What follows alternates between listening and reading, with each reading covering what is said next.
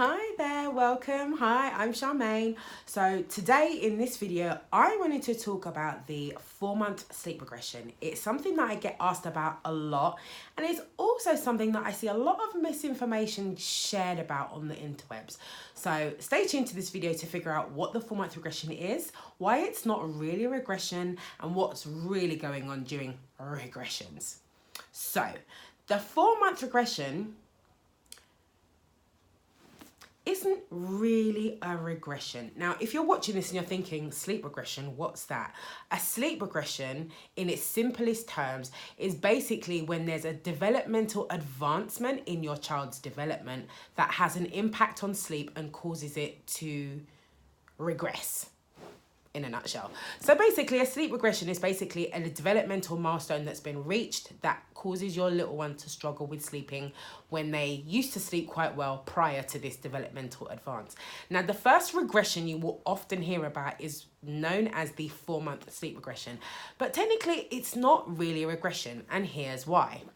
When your baby is first born, when you came home with your newborn, getting them to sleep was probably a lot easier than it is right now. And the way they slept was quite different. So when your baby was born and came home from hospital, provided they weren't premature, by the way, when your baby was born and came home from hospital, when they would first fall asleep, they would fall into REM sleep, which is rapid eye movement sleep.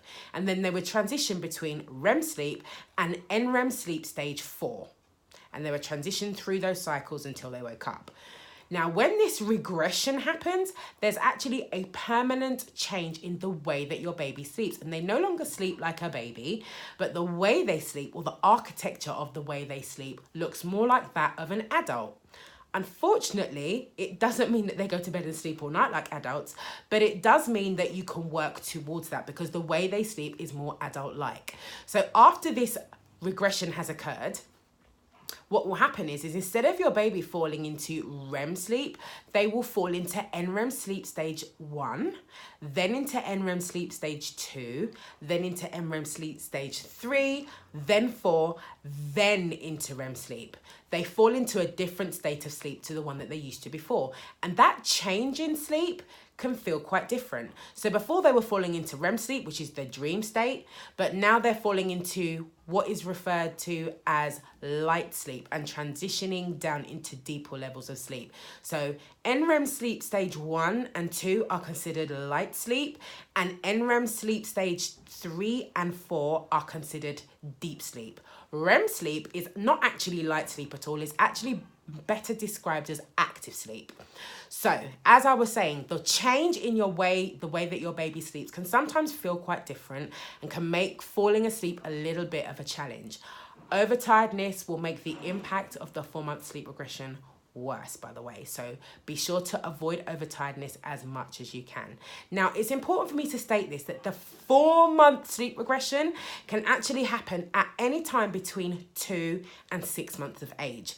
It typically happens around 4 months, but not always. So if you've got a 2-month-old who all of a sudden isn't sleeping as well as they used to, or you've got a 5-month-old who all of a sudden isn't sleeping as well as they used to, that permanent change in the way that they sleep might have already occurred.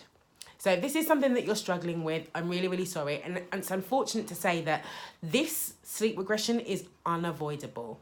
And what I mean by that is that it's a permanent change that will take place in every single child. But just because every child experiences this permanent change doesn't mean every child will experience disruption.